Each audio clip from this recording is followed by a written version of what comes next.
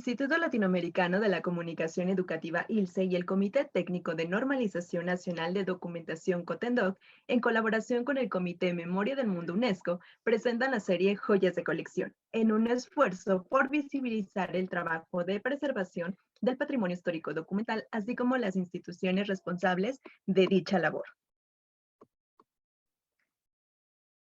En este primer programa los invitamos a conocer el trabajo de la Fonoteca Nacional de México, cuyo objetivo ha sido salvaguardar el patrimonio sonoro del país por medio de la instrumentación de métodos de recopilación, conservación, preservación, acceso y conocimiento del acervo conforme a estándares nacionales e internacionales, facilitando el acceso a la herencia sonora de México a los investigadores, docentes, estudiantes y al público en general. De igual forma, realiza actividades artísticas, académicas, culturales y recreativas para fomentar una cultura de la escucha. Para platicar sobre el tema, hoy en Radio Ilse nos acompaña el maestro Pavel Granado Chaparro, quien es director general de la Fonoteca Nacional de México, a quien agradecemos esta entrevista. Para posicionarnos en el contexto, maestro, ¿le parece si hablamos de los orígenes de la institución? Buenos días. Buenos días, Jacqueline. Pues estoy muy contento de estar aquí, sobre todo que me dicen que soy padrino de esta serie, de esta nueva temporada, ¿no?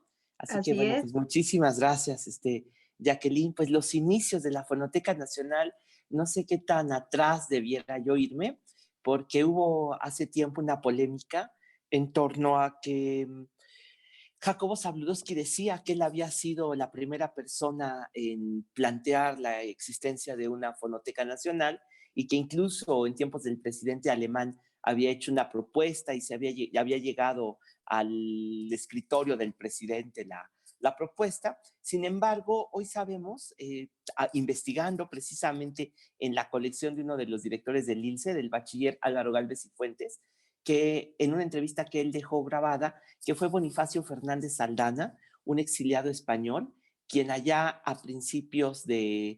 finales de los años 30, comenzó con la grabación sistemática de grandes voces de la cultura mexicana, con el fin de crear un museo iberoamericano del sonido. Entonces, él sería el antecedente más antiguo de una fonoteca en nuestro país.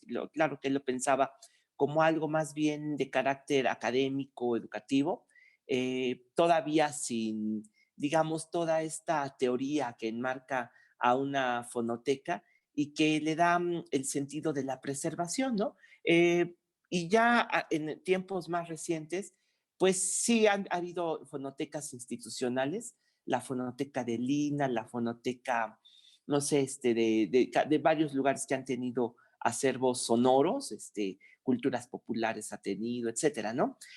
Pero realmente la Fonoteca Nacional lo que hace es conjuntar esfuerzos, centralizarlos, ponerlas pues, de manera estratégica para tener lineamientos generales en cuanto a la preservación sonora en nuestro país. Y eso tiene mucho menos tiempo.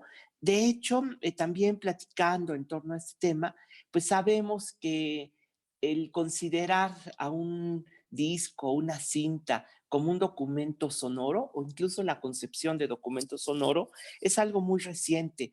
Yo creo que no llega ni siquiera al medio siglo, pues esta conciencia del documento sonoro. De tal manera que para remontarnos así lejanamente a los inicios de la Fonoteca Nacional, pues habría que pensar ya en el siglo XX, es decir, ya fue a principios siglo XXI, ya fue a principios del siglo XXI cuando se hizo la propuesta, cuando se marcó en un plan nacional y ya se comenzó a trabajar a mediados de la primera década de este siglo, o sea, 2005, 2006, ya en un proyecto general y ya sobre el lugar donde se encuentra hoy la fonoteca, pues hacia 2006 más o menos, ya la construcción de la bóveda, ya 2007 trabajos, bueno, yo creo que desde antes ya trabajos institucionales, sobre todo porque la Fonoteca Nacional nació desde Radio Educación, de tal manera que personas de Radio Educación comenzaron que también tiene una fonoteca importante, comenzaron a dar los lineamientos generales para crear una fonoteca, crear el flujo de trabajo, por ejemplo,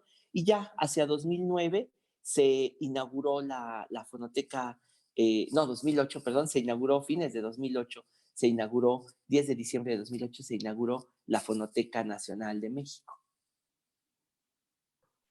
¿Qué motiva entonces, ya que nos cuenta un poco de los orígenes, cuál sería la motivación principal para crear una fonoteca nacional en nuestro país? Bueno, pues yo creo fundamentalmente la historia, el saber tomar conciencia de que los documentos sonoros son frágiles, no sabemos cuánto van a durar y necesitamos tener esa conciencia de la preservación. Yo creo que eso es fundamentalmente el primer interés de crear la Fonoteca Nacional. También yo creo que el conocimiento de la historia y las tragedias históricas que han ocurrido en torno a los acervos sonoros. Por ejemplo, yo podría poner uno, el que, por ejemplo, las compañías de discos anteriormente, pues tenían sus discos, que grababan artistas, conservaban la matriz de los discos, pero pues fundamentalmente eran grabaciones hechas para vender, ¿no? Entonces se vendía ese disco y lo que venía después pues ya no era tanto preservarlo ni nada, sino pues ya pasaban de moda las canciones y qué caso tenía estar guardando matrices que ya no iban a funcionar. Entonces hoy, por ejemplo, nos hemos quedado pues básicamente sin información. Ahora muy a cuentagotas la han estado buscando, la información de cómo se grabó durante el porfiriato en nuestro país. Después pues nos hemos ido enterando cómo es que las compañías de discos han tirado grabaciones, han destruido acervos, etcétera. Las radios, cómo las radios han perdido muchas veces intencionalmente sus propios acervos por no darle ese valor.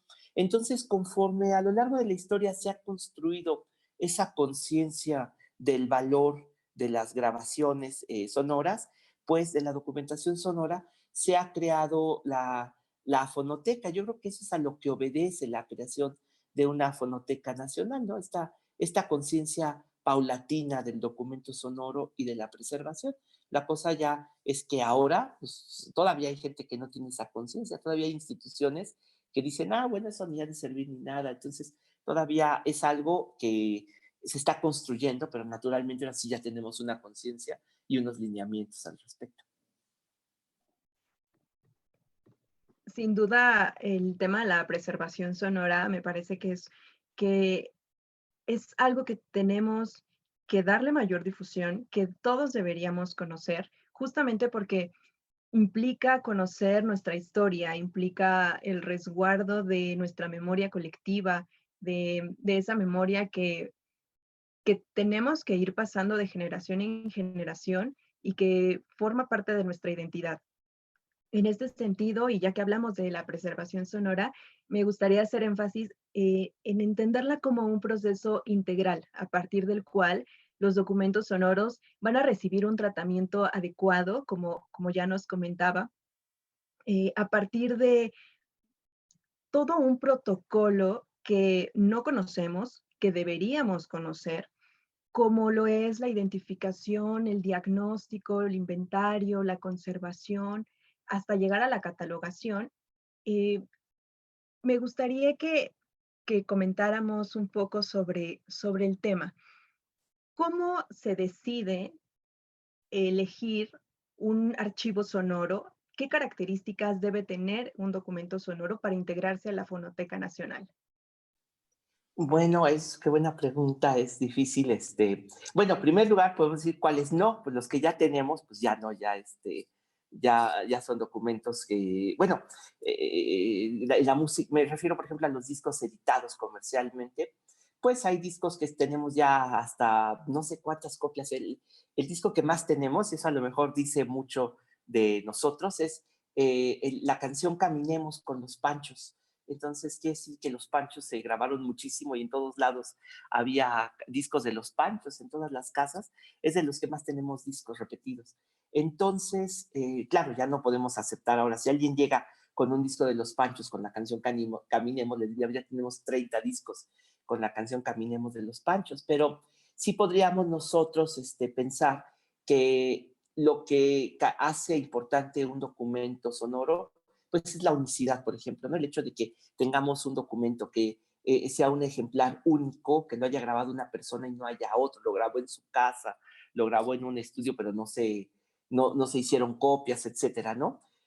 O sea que la rareza de ese documento pues es importante. En segundo lugar, bueno, el valor histórico, porque eso del valor histórico pues es muy extraño, es un concepto muy huidizo, pero claro, si yo grabo ahorita a una persona que tiene un valor histórico, digamos un personaje, un político, un artista, yo tengo una grabación donde me cuenta cosas que a nadie le contó, pues eso sí puede ser naturalmente importante. Hace años nos llevaron las grabaciones de un pintor bastante bueno que fue grabando sus nociones en torno a la pintura. Bueno, pues eso nada más lo tenía él, tiene un valor histórico, un valor cultural, por ejemplo, las manifestaciones de los pueblos indígenas de México, pues claro que tienen que estar, incluso nosotros estamos a la casa de grabaciones en ese sentido, porque son muy importantes ahí, con todos los riesgos que tienen además los pueblos indígenas en cuanto a la pervivencia de las lenguas de nuestro país,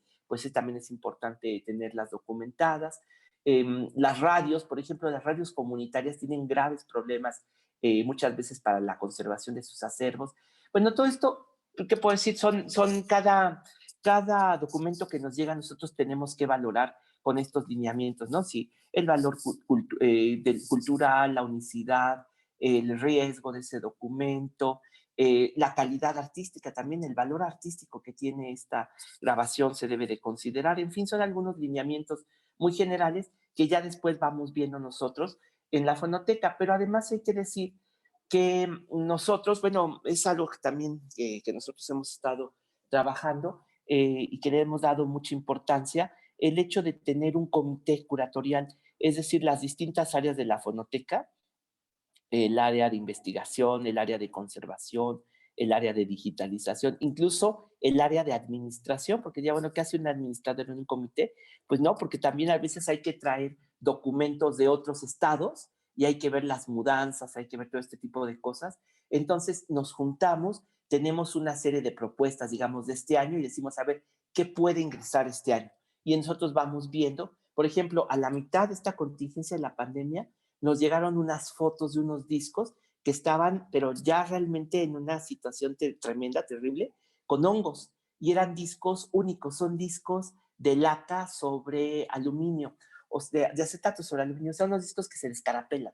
Y entonces eran grabaciones únicas, si no mal recuerdo ahorita, del gran pianista Mario Ruiz Armengol. Entonces, mi compositor.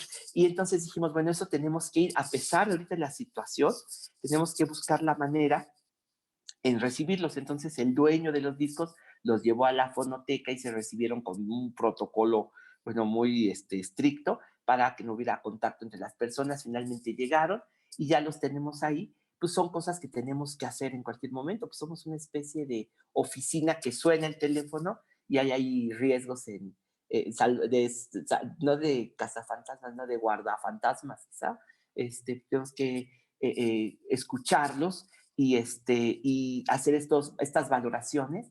Y después, bueno, este caso fue una emergencia, pero también hay que hacer una planeación de saber, a ver, este año, cuántos discos van a poder entrar, cuántas cintas, en qué condiciones. También administración, ¿por qué la administración? Porque tenemos carros especializados y a veces se llenan esos carros especializados para guardar discos. Por ejemplo, en 2018, 19, se nos llenó el último carro para aceptar discos LPs y tuvimos que crear otro nuevo. Entonces, todo esto no, es una administración para el ingreso de los documentos sonoros. Nos llegó, por ejemplo, la colección de discos de Carlos Monsiváis. Naturalmente, pues eso es muy importante, ¿no? Claro. Y ya que nos comenta todo la gran labor que hace la Fonoteca Nacional para la preservación, la conservación, la catalogación, obviamente para que nosotros podamos disfrutar de esos archivos, ya sea estudiantes, docentes. ¿Cómo es la formación de los expertos que colaboran en la Fonoteca Nacional? ¿Qué características o qué licenciaturas deben de tener para poder ingresar a la fonoteca?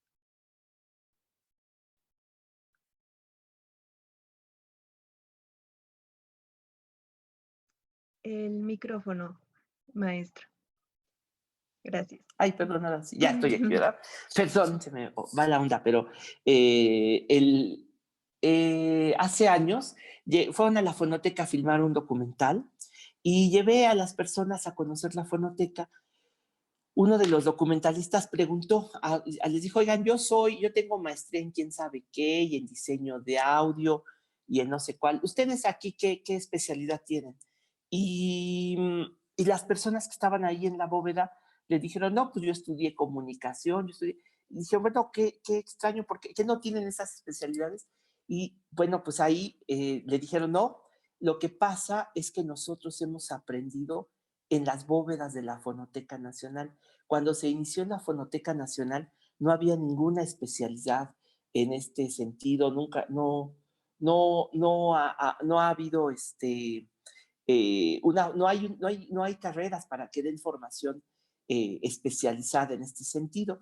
Entonces, bueno, son tantos los aspectos de la Fonoteca Nacional que yo puedo decir, por ejemplo, que sí, los que están ahí, que llegaron antes, quizá vengan del área de comunicación, porque varias de las personas que hicieron la fonoteca provenían del área de comunicación, de la carrera de ciencias políticas, y trajeron alumnos de la carrera para poder pues, iniciarlos en estos trabajos. Sin embargo, pues yo puedo decir que es de lo más variado, porque, por ejemplo, la carrera de bibliotecología, pues naturalmente es muy importante, aunque tampoco tiene una especialización en documentos sonoros, pero es algo que debería de existir, pues sí, naturalmente. La carrera de bibliotecología, comunicación, bueno, la ingeniería en audio, porque tenemos nuestros compañeros que se encargan de estar con los discos, pero también, bueno, por ejemplo, los que conservan los documentos sonoros, no hay una carrera especializada en la conservación sonora, es decir, en aplicar técnicas para el tratamiento y de conservación de los documentos, de las cintas, de los discos, pues eso hasta ahorita no se estudia. Em, pero también hay que pensar, yo por ejemplo, yo vengo de la carrera de letras hispánicas, este, y sin embargo, pues me he dedicado muchos años a escribir sobre la música en México, sobre los discos, sobre las compañías de discos. Entonces la investigación, hay etnomusicólogos, etcétera, hay antropólogos, pues no sé, son muy variadas las disciplinas que están alrededor de la Fonoteca Nacional. Sin embargo, sí es importante decir que con el transcurrir de los años ha habido este interés en ir creando pues pues, las carreras o las especializaciones en este sentido. La Fonoteca Nacional ha contribuido, por ejemplo, ya se hizo un diplomado en preservación digital y ahorita estamos haciendo nuestro diplomado, también un diplomado que pronto lanzaremos en torno a la preservación, un diplomado en línea que permitirá que personas de todo el continente, de toda Iberoamérica, se puedan inscribir para poder estar pues en la actualización de este tipo de conocimiento, ¿no? Es un conocimiento que está en continuo, eh, pues, formación, en continua construcción, porque es un conocimiento que estamos extrayendo de la experiencia, de la práctica actualmente. Entonces, pues de aquí a que, sí, ya naturalmente ya hay mucho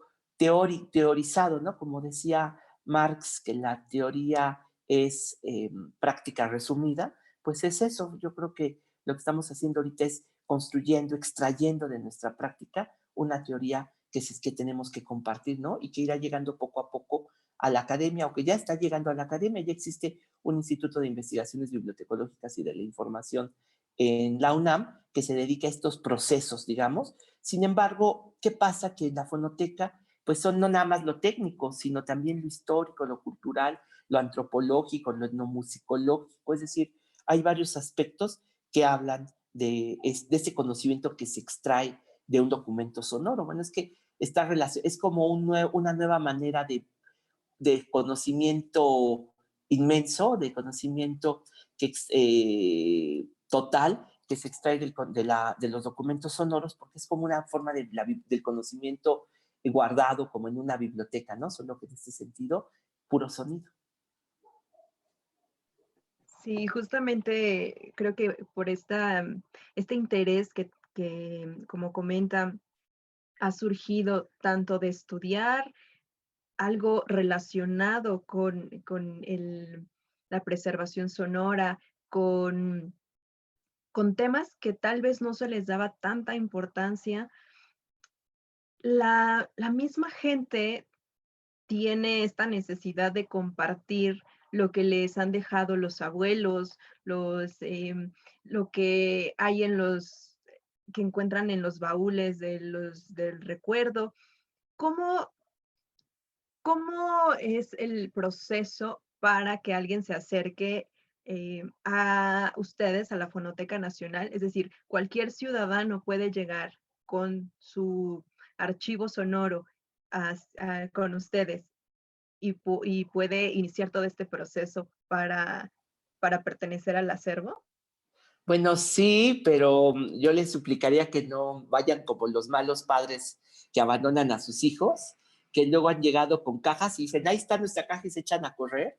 Hay que hacer un dictamen porque hay que valorar el estado de los discos, bueno, esta importancia histórica, estos lineamientos que habíamos dicho, pero sí, naturalmente todas las personas pueden ir porque uno de pronto se encuentra con algún audio que uno no sabe y bueno, pues a lo mejor eso es importante. Ah, porque eso es una cosa que decía yo curiosa de esto de la importancia histórica, qué es lo importante histórico y qué no. Por ejemplo, si yo me grabo ahorita que estamos, bueno, ahorita sí tiene importancia porque estamos hablando de un tema, pero por ejemplo, una grabación de teléfono, que ahorita platiqué yo con algo, oye, ¿cómo te fue ayer y qué comiste? Ay, qué bueno, bueno, adiós.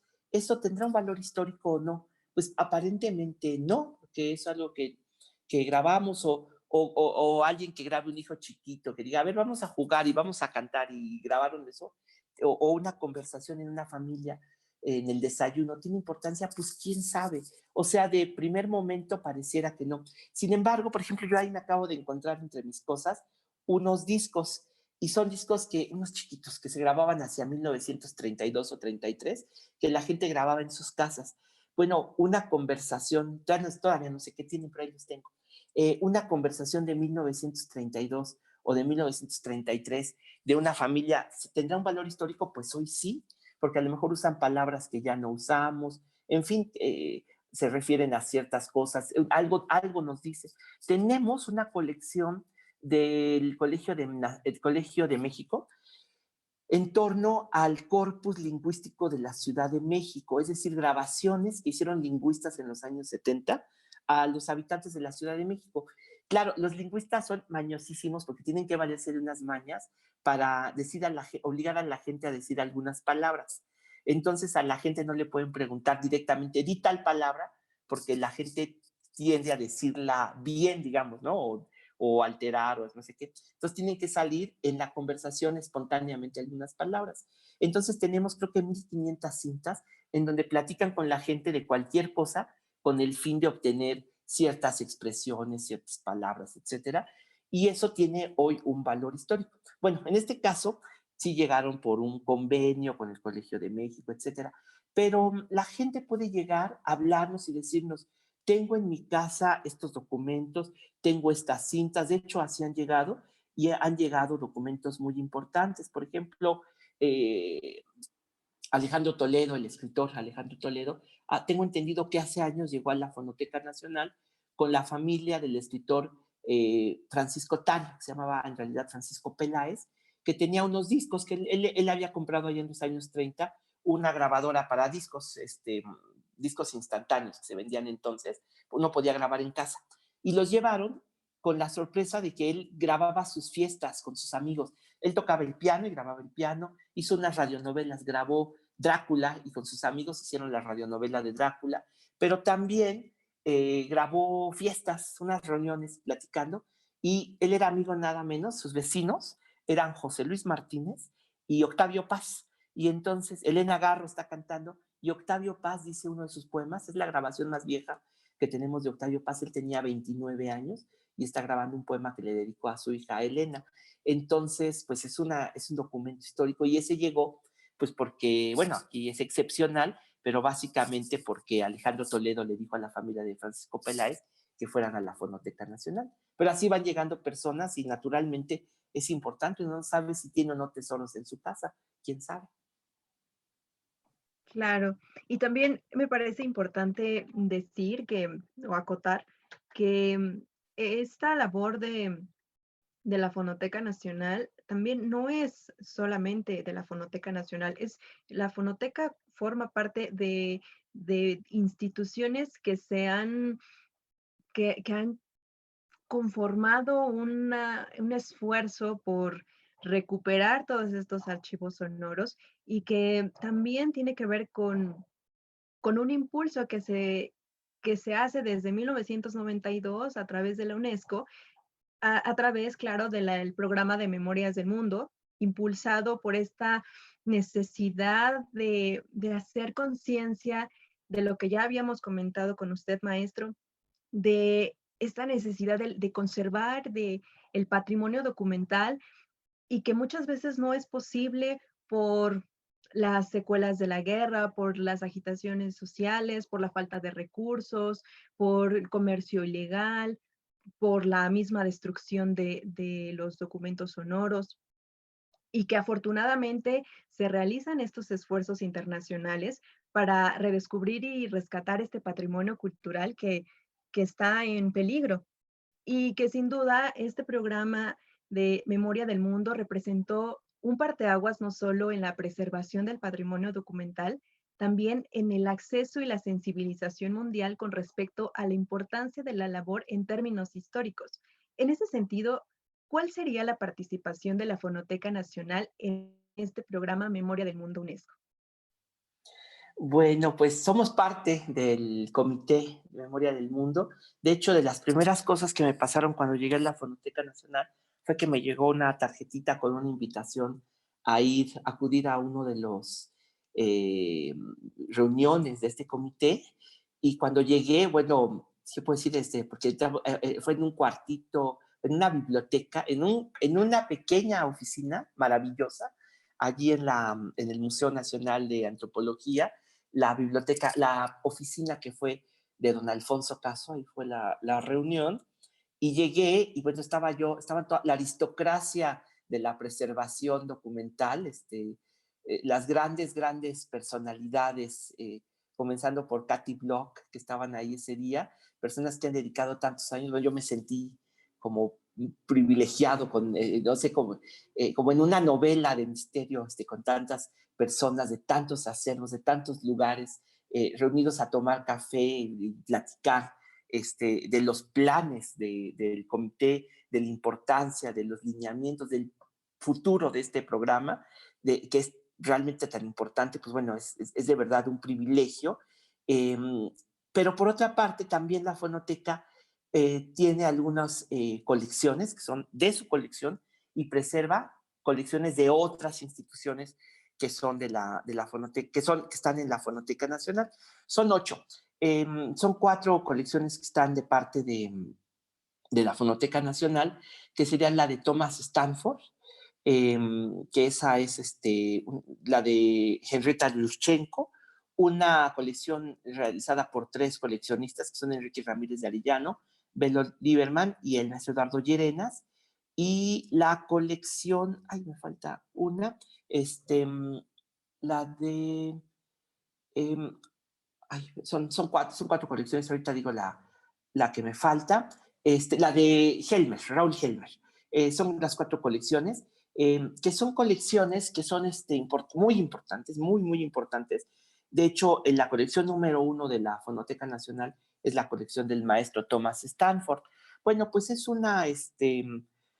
son colecciones que tienen esta denominación de memoria del mundo, esta calificación, y son colecciones fundamentalmente hechas son realizadas por musicólogos, personas que han documentado la vida de la música de las regiones de México, lo que, bueno, esa es un término un poco a discusión que le dicen música tradicional, música regional, pero bueno, es música de las diferentes regiones de nuestro país, documentadas por personalidades, bueno, que tienen un trabajo verdaderamente maravilloso, ¿no? Entonces son estas cuatro colecciones dedicadas a la música, pero también tenemos otras colecciones, a ver si me acuerdo, son la colección de puntitas de Radio Educación, Foro de la Mujer que hizo esta Alaí de Fopa para Radio UNAM, que hace poco se le dio este reconocimiento.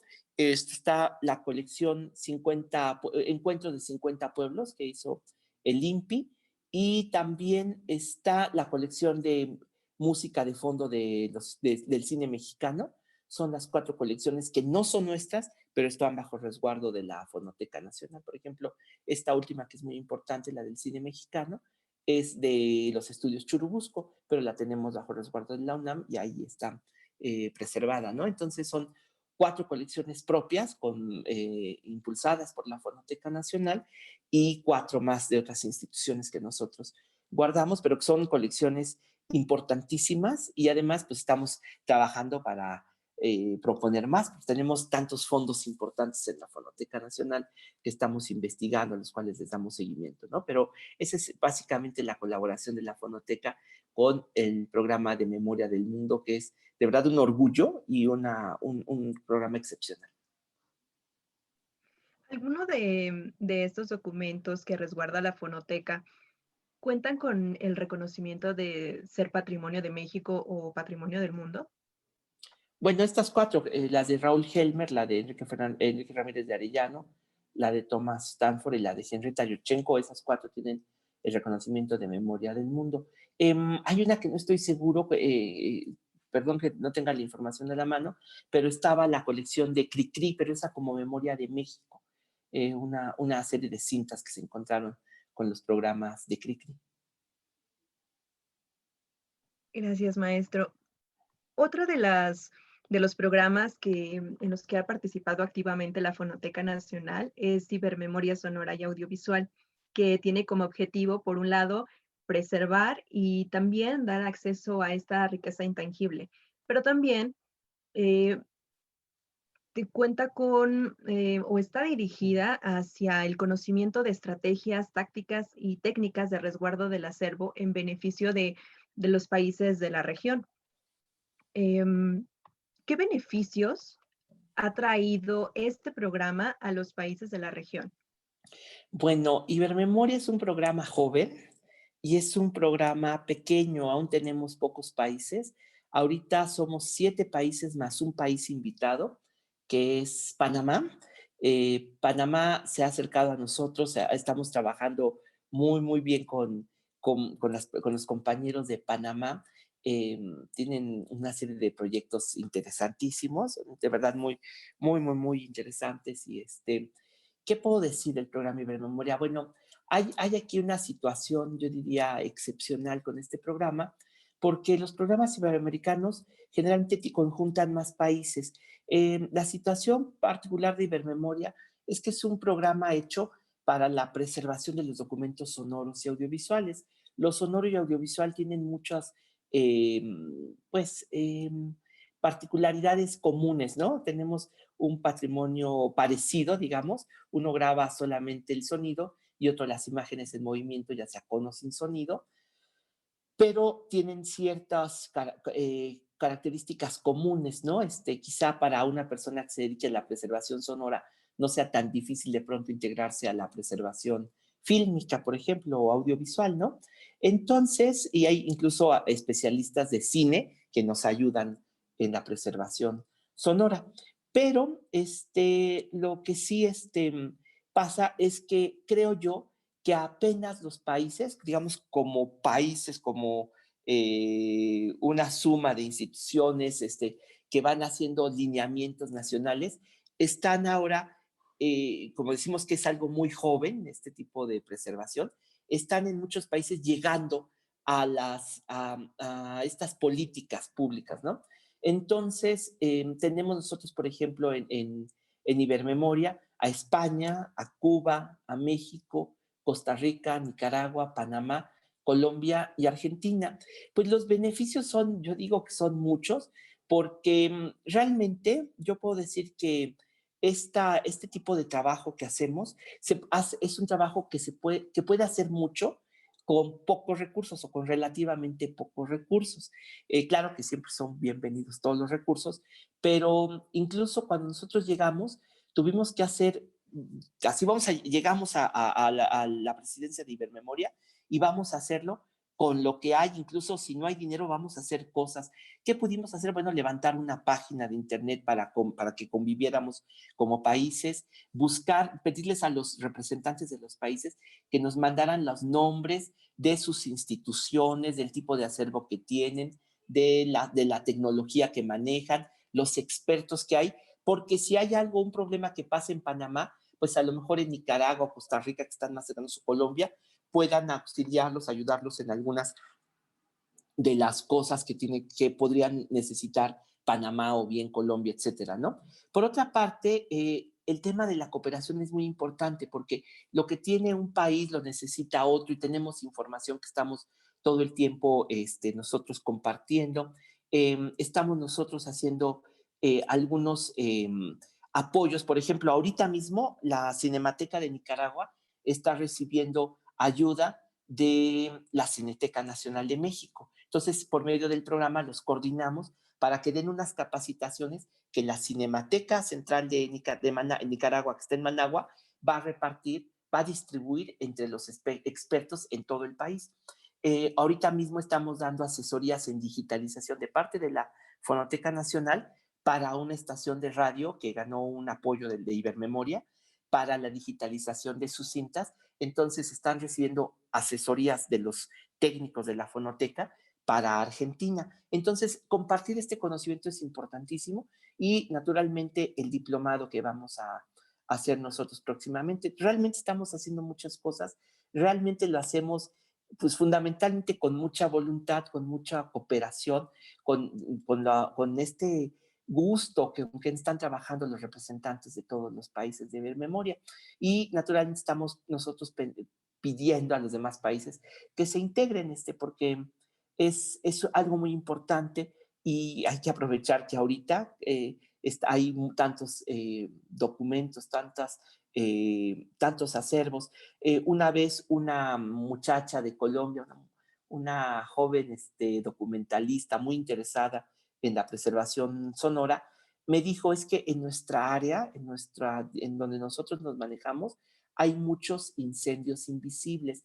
Me lo dijo con respecto al incendio de la Catedral de Notre Dame, que pues nos llenó de tanto pesar, pero decimos, bueno, pues incendios invisibles, porque ahorita en algún lugar se está rompiendo un disco, se está echando a perder una cinta que seguramente tiene material muy importante, ¿no? En algún lugar del mundo. Sí, claro. Y ya que menciona la cooperación internacional y el establecimiento de normas y lineamientos que no solamente sirven a México, sino también a los países de la región, ¿podríamos decir que esta es la esencia de Cotendog? Su micrófono. Perdón. Sí, claro, Cotendoc es muy importante. También la fonoteca ha estado trabajando, ya sea encabezando algunos proyectos o colaborando en otros. Y es una manera también, pues de manera nacional, relacionarnos con otras instituciones, compartir nuestro conocimiento. Creo que ese es muy importante en este sentido que decíamos, de que estamos produciendo conocimiento, pero lo tenemos que sistematizar, porque muchas veces el conocimiento que tenemos ahí, bueno, podría parecer que estamos ahí, lo estamos como, si estamos friéndonos en el mismo conocimiento, pero que nos pertenece a nosotros y no lo compartimos.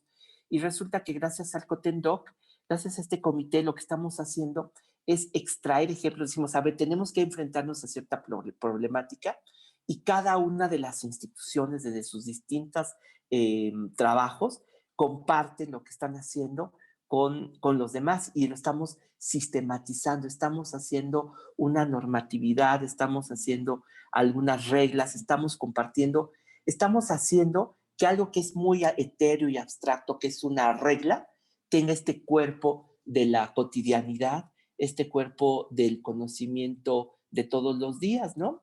Entonces, sí, sí, naturalmente Cotendoc es para nosotros valiosísimo.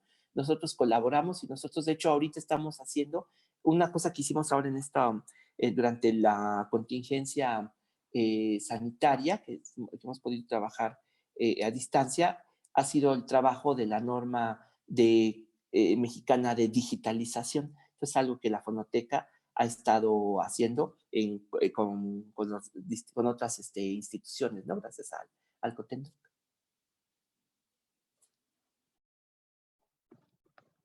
Y sin duda, la historia también la escribimos a través de la arquitectura y el edificio de la Fonoteca Nacional, pues no puede ser la excepción. El edificio está ubicado actualmente en el 383 de la calle Francisco Sosa, en la colonia Barrio de Santa Catarina, en Coyoacán, Ciudad de México. La Casa de Alvarado ha albergado diferentes instituciones como la Biblioteca de la Secretaría de Hacienda y Crédito Público, la Enciclopedia de México, la Librería de la Secretaría de Educación Pública. Fue también el lugar donde pasaría sus últimos días el Premio Nobel de Literatura Octavio Paz. Este recinto, que ahora es la Casa de los Sonidos de México, es un edificio del siglo XVIII construido con influencia andaluza y morisca, declarado monumento histórico. Em, Maestro, ¿nos podría contar qué llevó a instalar la Fonoteca Nacional en la Casa Alvarado? Sí, claro que sí. Bueno, sí es una casa bellísima. Yo aquí encerrado, pues claro que le extraño porque es una casa verdaderamente fantástica. Es una casa maravillosa del siglo XVIII en un cuadrante privilegiado porque somos vecinos de Salvador Novo, ahí vivió. Ahora la casa Salvador Novo ya no existe, la tumbaron y es un fantasma célebre que tenemos ahí. También vivió Dolores del Río a unos pasos, más lejecitos Miguel Ángel de Quevedo y más lejos todavía el Indio Fernández, o sea que tenemos muchos vecinos este, muy, muy queridos, aparte de los vecinos actuales, que también están ahí, pues, a los cuales tenemos también muy buena relación con ellos. Es una casa, bueno, vivió ahí Celia Nuttall, la experta en códices, arqueóloga y que describió uno de los códices muy importantes, el códice Nuttall, que acabo de leer, no sé si hoy o ayer en el periódico, que posiblemente pueda venir a México el códice Nuttall, que no sé si sea el mismo que exploró, investigó Alfonso Caso. Ella vivió ahí. Otro personaje muy importante que no vivió, pero se hospedó en la Casa Alvarado, es D.H. Lawrence, nada menos que el novelista inglés D.H. Lawrence estuvo en la Casa Alvarado viviendo. El que parece ser que no vivió en la Casa Alvarado fue Alvarado, porque decía, Salvador Novo dice que ahí le vendieron esa idea a Celia Nuttall y ella compró esa idea y se hizo a la idea de que ahí vivía Pedro de Alvarado. Sin embargo, parece ser que Celia Nuttall hizo medio excavaciones ahí, siendo arqueóloga, y que sí descubrió cimientos de una casa del siglo XVI. Posiblemente haya vivido o no, pues el más sanguinario de los conquistadores españoles, pues Pedro de Alvarado, ¿no? ¿Qué llevó a que la fonoteca esté ahí?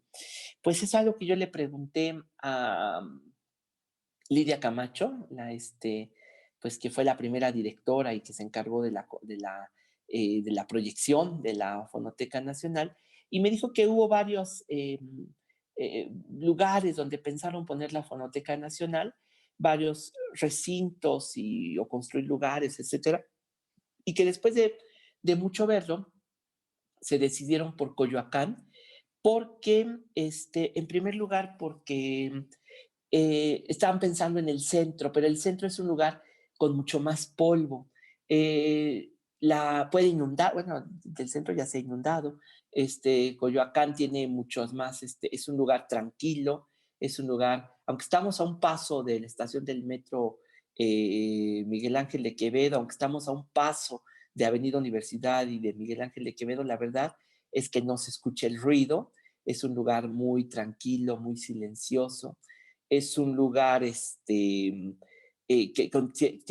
un clima especial, bueno, no tiene tanto polvo, es húmedo, pero las bóvedas tienen deshumificadores, o sea, las bóvedas tienen construcción que las permite y un diseño que las permite tener esta cualidad de estar secas y con un clima controlado. Pero, por ejemplo, tenemos árboles y pueden caer un rayo, pero tenemos un pararrayos para que si cae un rayo caiga lejos de las bóvedas. Entonces hay una serie de aspectos técnicos y, bueno, urbanísticos que permitieron que estuviera la fonoteca ahí. Está en un lugar también, es un lugar, tenemos un jardín de casi 3000 metros, es realmente enorme y la gente puede platicar ahí, sentarse. Bueno, ahorita no, esperamos que pronto ya pueda hacer eso. Y pues, nos permite al mismo tiempo servir como recinto cultural, porque ahí se va la gente a consultar el acervo, va no sé, a un concierto, a un recital, a una conferencia.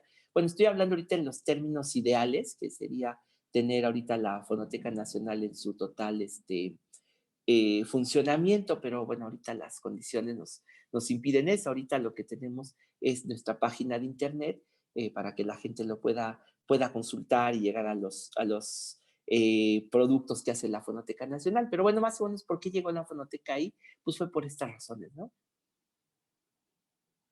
Gracias, maestro. Ya que menciona el acceso y que obviamente por esta pandemia que estamos atravesando no es posible asistir a las instalaciones de la Fonoteca Nacional, ¿cómo podemos tener acceso a todos los servicios que ofrece la Fonoteca? Bueno, ahorita por internet, ahorita hay que entrar a nuestra página. Por ejemplo, tenemos una audioteca para consultar el acervo, hay que ir a la Fonoteca Nacional a escuchar ahí todo el acervo, no se puede poner en línea. Desde Tlaxcala y desde Mérida se puede tener acceso también al acervo de la fonoteca, naturalmente, cuando estén abiertas las instituciones que albergan estos accesos remotos. Pero ahorita, pues básicamente, creo yo que hay dos formas de tener acceso a nuestras actividades. Una es la página que ha hecho la Secretaría de Cultura, Contigo en la Distancia. Todo 2020 nos dedicamos a crear productos para compartir con la gente en la página, en esta plataforma que se llama Contigo a la Distancia. Hay audios, programas, videos, conciertos, de todo, ¿no? Y en la página bueno, también tenemos nuestro canal de YouTube. Fundamentalmente subimos conciertos. Vamos a hacer ahora este mes 2 estrenos. Y tenemos, por ejemplo, en nuestro canal un jardín sonoro para que no extrañemos tanto nuestro jardín. Filmamos, hicimos muchas tomas de este jardín sonoro, de las plantas, de la arquitectura, es también un jardín histórico. Todo esto lo grabamos y hacemos ahora en combinación con imágenes y otras cosas. Son playlists, son cosas de nuestro acervo que compartimos.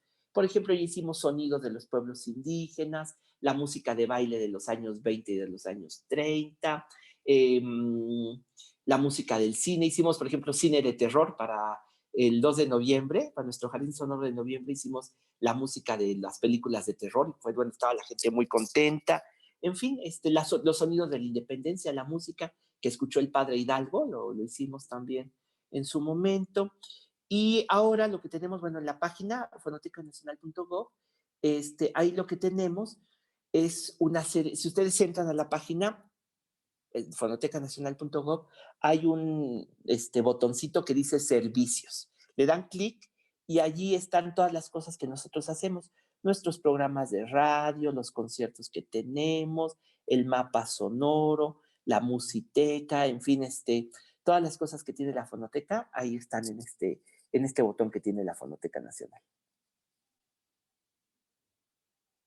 Gracias, maestro. Sin duda, todo se transforma y tenemos que adaptarnos a las nuevas condiciones y a las condiciones venideras. ¿Cómo se imagina que será la fonoteca del futuro? Ay, caray, pues una fonoteca, pues como esas jungla de sonidos que es, quizá algo que va a ir cambiando con el tiempo es que, como lo ha dicho, lo hemos platicado con gente de muchos lados, con gente de la UNAM, acerca de que mucho de lo que tenemos tiene derechos de autor.